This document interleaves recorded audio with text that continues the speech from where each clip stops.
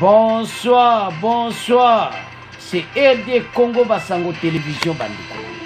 Comme toujours avant de commencer notre émission, nous disons merci à Dieu. Nous disons merci à nos chers abonnés et téléspectateurs qui nous suivent partout dans le monde et en RDC. Bandeko Ranga, soyez les bienvenus. À la une, Fachi a dédié la date du 6 avril à la commémoration du prophète Kimbangu. Bandeko eza somo botala binomoko ndenge basimbi foto Fachi eza ya koyinda esi eyindi. Deuxième point, bandeko nanga, boyoka le marché d'assurance en EDC, 200 millions de primes. Bandeko, le marché des assurances en EDC a généré plus de 200 millions de primes en 2021. Tous à la connecter, peut-être développer ensemble. Alors, bandeko nanga émission na biso bandi.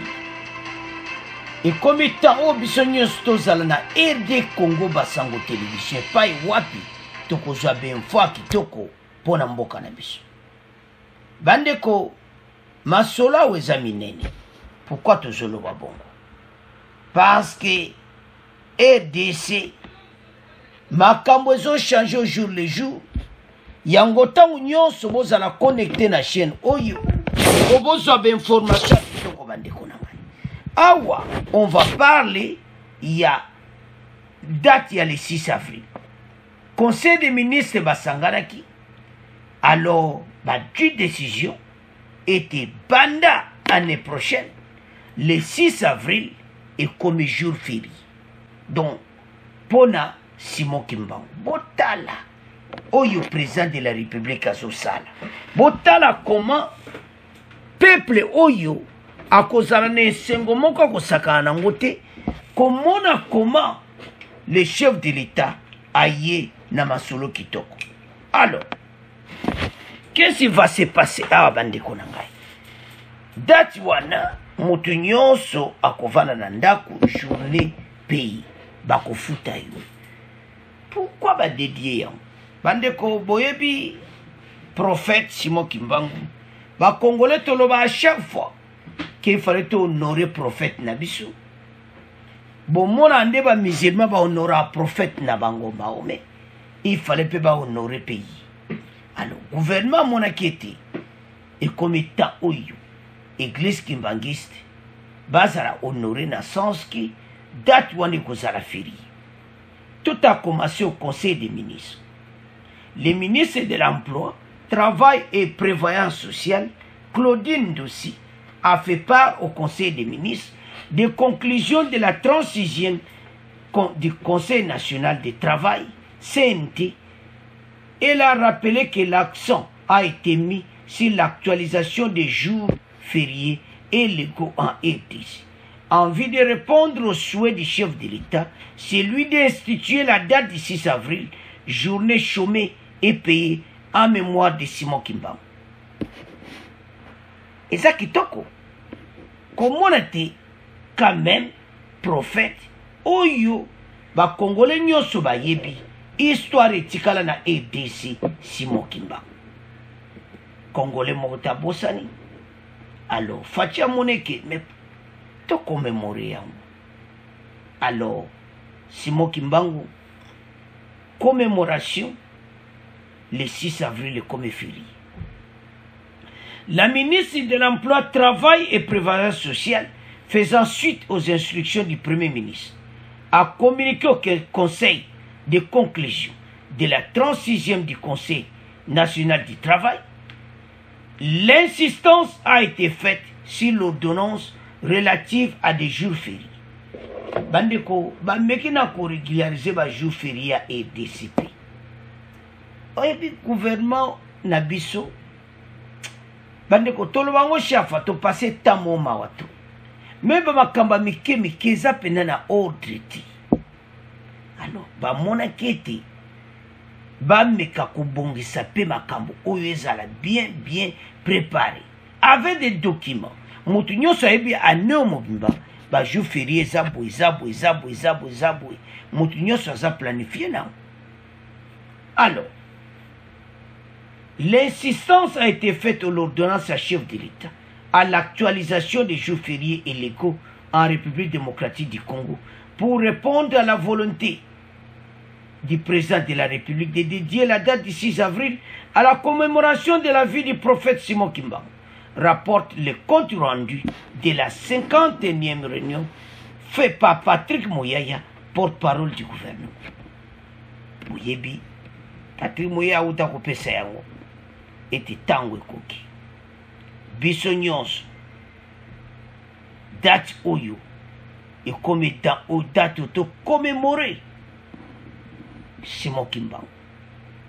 Ezaka pe na fierté en mboka komona qu'il y avait un prophète wana lelo yo tokomo commémorer ba journée parce que tomonaka un peu de négligence trop côté wana mboka RDC ko continuer boiti na ba négligence il faut honorer bato wana nyonso banete la RDC kame tozaki na bato batika histoire na nkamba ane koma place yo bato ba okende alors eloko nini bango pe bakimbangisi basali botala foto ya Faci ndenge basimbi yango na leader ya Simon Kimbangu ndenge basimbi yango wana ezoloba makambo ebele kutu mikolo bazolobela foto wana ndenge nini nekomi na nkamba ndenge nini lo batiaka yango na bureau bakoki kopresente yango partout bo comprendre masolo kitoko Faci asola bien bomoni ntango akendaki nkamba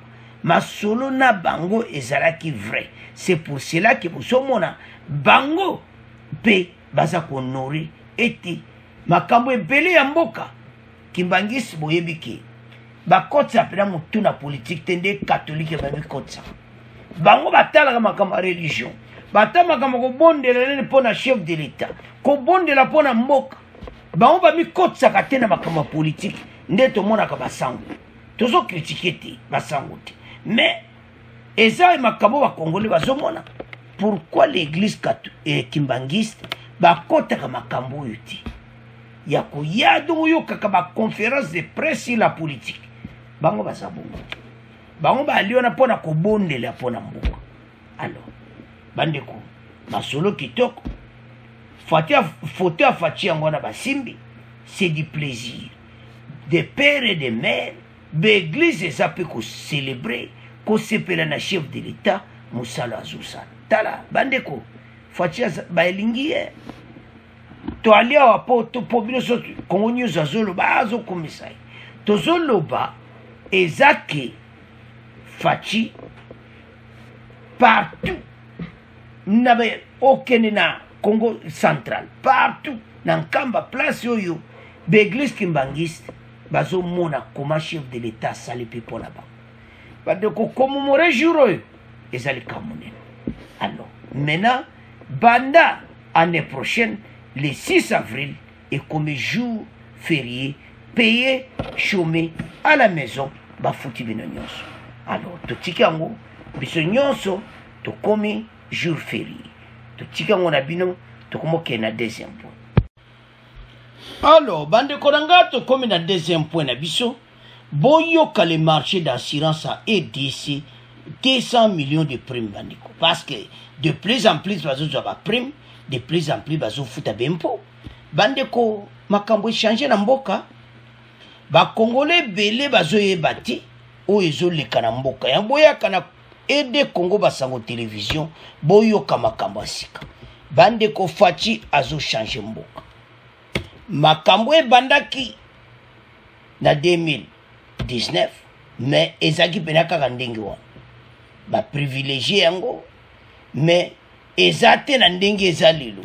Alors Faci aye kopena kopanza pena do tokomaka na ndenge ya poto Sonas akangaki makambo nyonso ezali pe kaka ezali pena na efficacité te. Ale mbala moko basociété oyo bandeko makambo echange donc soko ozotala koma ndenge marché oyo echange oloba oui makambo eza minene. Le marché des assurances à EDC a généré plus de 200 millions de dollars de primes en 2021 selon le président de l'association des sociétés d'assurance et de réassurance du Congo Vincent Mwipu. Vincent Mwepo bozomona bandeko bokoyoka ye a expliqué ndeni ba libéraliser yango ndeni mboka na biso échange ndeka ke zakana poto assurance maladie makambo nyonso na babanke donc okende partout deux apena libéré na ndenga kitoko et puis bato pene bazozwa baassurance osomona plus mo bazozwa baprime plus bazofuta bempo na mboka barecette ekota na trésor public. Alors, se basant des chiffres annoncés par l'autorité de régulation de ce secteur, Vincent Mwepo rapporte que ces primes des compagnies d'assurance pourraient atteindre 800 millions de dollars par an si le secteur des assurances travaillait dans les conditions optimales. Somona, ce qui va travailler comme plus de 800. Alors, pour Vincent Mwepo, plus des entreprises ont des primes, plus elles payent des impôts. L'État a donc tout intérêt à bien régulariser ces marchés. Bandeko, et là que côte sambon le col assurance c'est ça. Parce qu'on s'embelle sur montage problème. Zomona, mais c'est important pour y battre la mboka.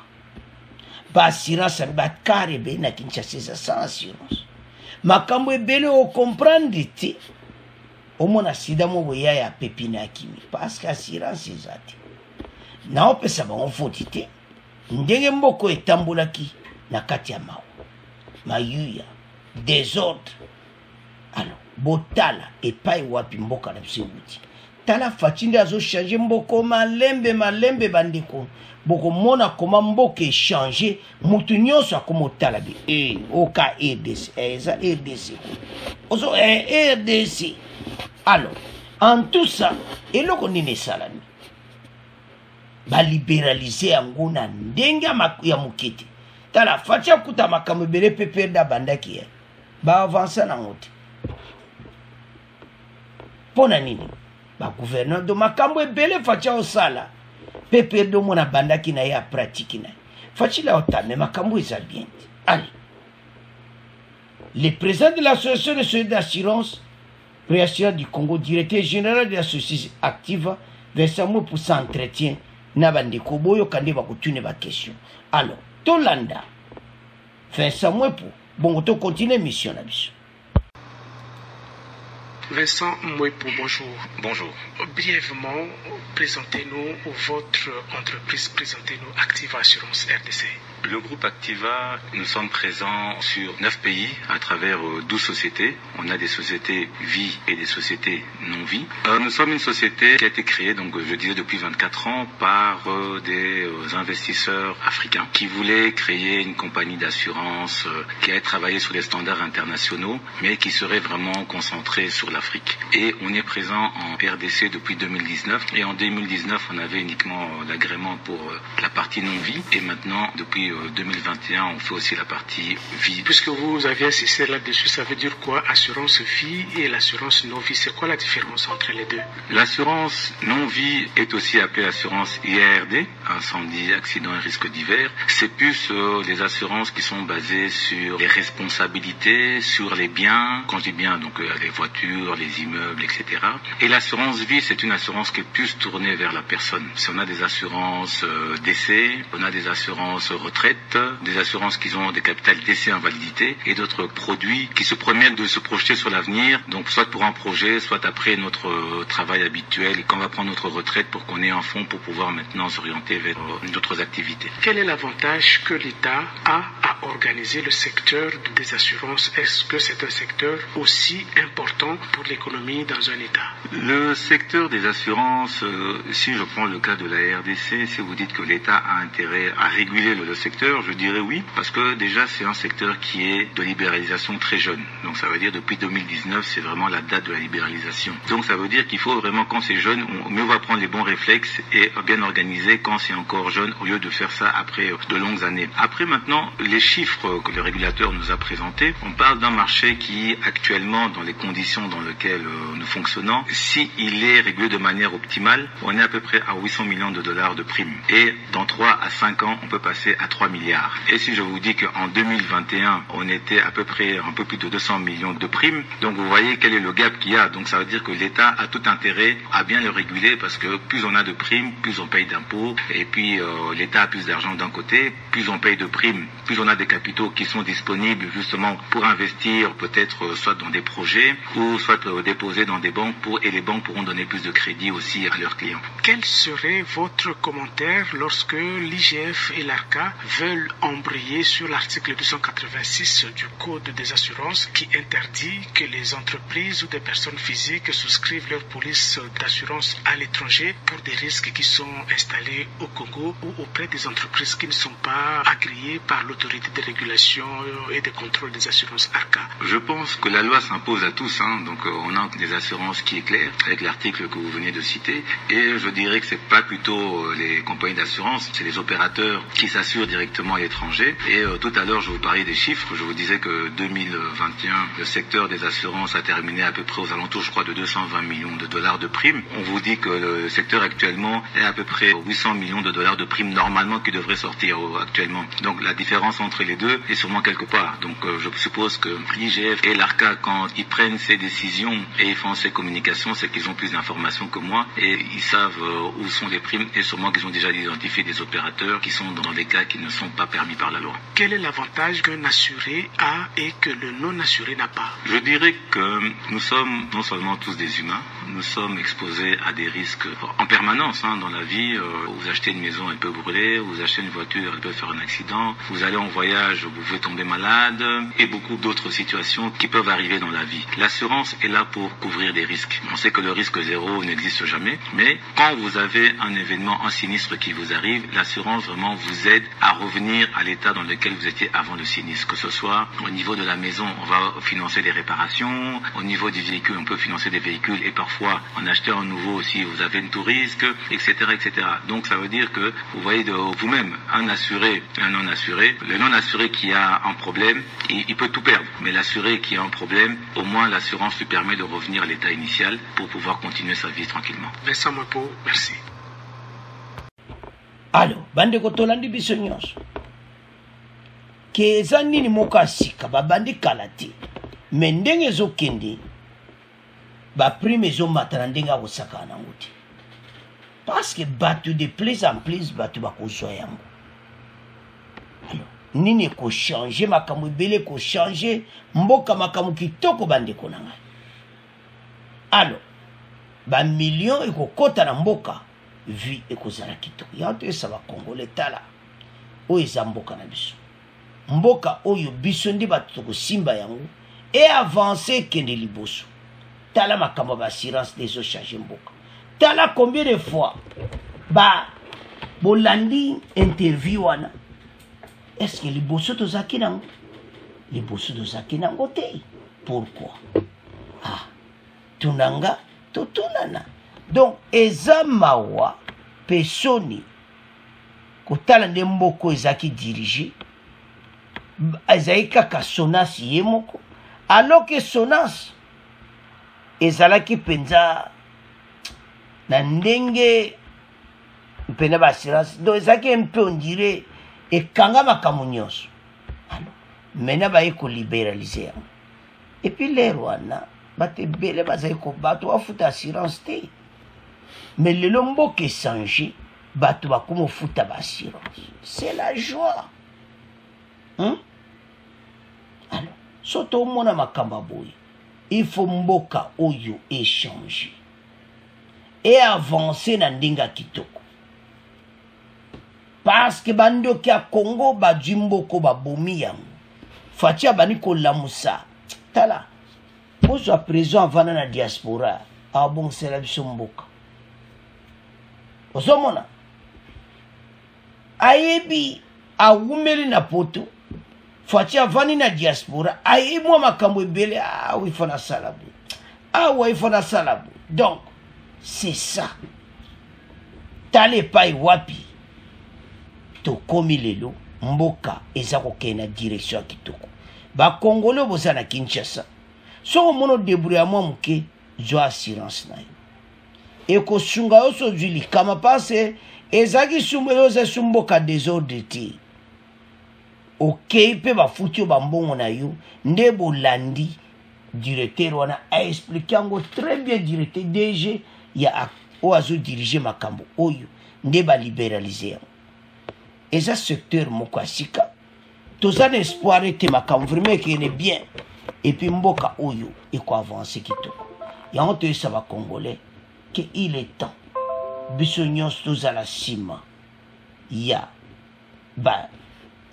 makambo oyo nyonso ete esalama na ndenge ya kitoko parce que lelo oyo soki tokonda baassurance ebeye na Kinshasa mboka ekochange botala mboka epe euti même assurance apambo ezaki problème tozokende wapi bandeko na nga totelema po to avancer économie ya mboka na biso seneke na ndenge wana nde mboko ekotelema.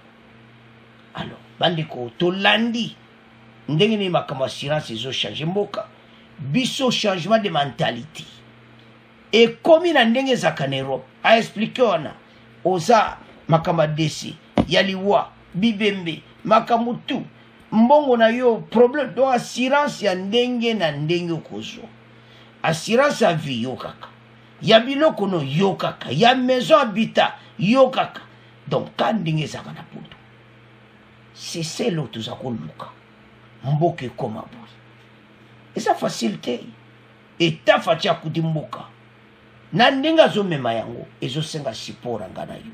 Alors lelo baassurance evandi kala ezali kaka sona sango mpe mawatro mais lelo balibéralize yango mais sonance azani ka leader bango tout et pas direction eza sonance mais chaque assurance azosala mosala botala ndenge mboka ezochange bandeko mboka na biso ekoma na niveau moko ya kosakana nango te. Alors bandeko na nga nde tolobaki na chaîne tomemela bino biloko ya kitoko bokontinue kosabone bopartage bainformation oyo boyesa bandeko basabone massivement tozo chaîne oyo tokomema biloko ya kitoko. Au revoir, à la prochaine.